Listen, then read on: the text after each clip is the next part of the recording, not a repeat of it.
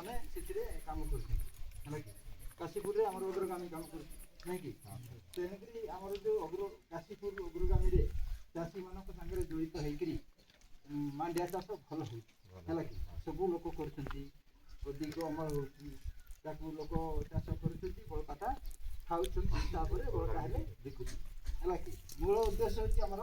ଖାଇବା ଆଗ ହେଲା କି ମାଣ୍ଡିଆକୁ ଖାଇବା ବଳକା ହେଲେ ବିକିବା ହେଲା କି ଆଉ ଆମେ ଯଦି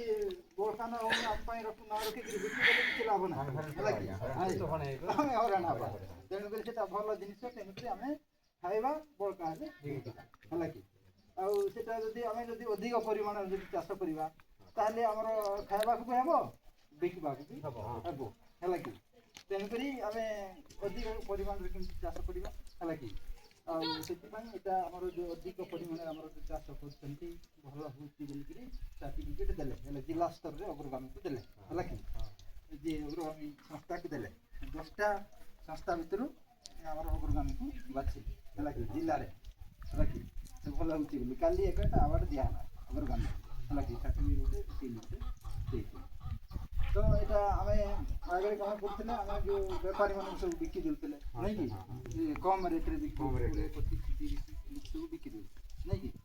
ତାର ସରକାର କ'ଣ କଲେ ସରକାର ବି କଲେ ଯେ ନାଇଁ ଯଦି ଏମିତି ବିକି ଦେଉଛନ୍ତି ଆମେ ଯୋଜନା କରିକି କିଛି ଲାଭ ନାହିଁ ନାଇଁ କି ଆମେ ଚାଷ ସିନା କରାଉଛେ ତାକୁ ବିକ୍ରି ଗୋଟା ପାଇଁ ବି ବ୍ୟବସ୍ଥା କରିବାର ଅଛି ବୋଲିକି ସରକାର ଚିନ୍ତା କଲେ ନାଇଁ କି ତାପରେ ମଣ୍ଡି ଖୋଲା ହେଲା ପ୍ରଥମେ କୋଉଠି ହେଲା ଆମର ଯେଉଁ ଟିକ୍ରି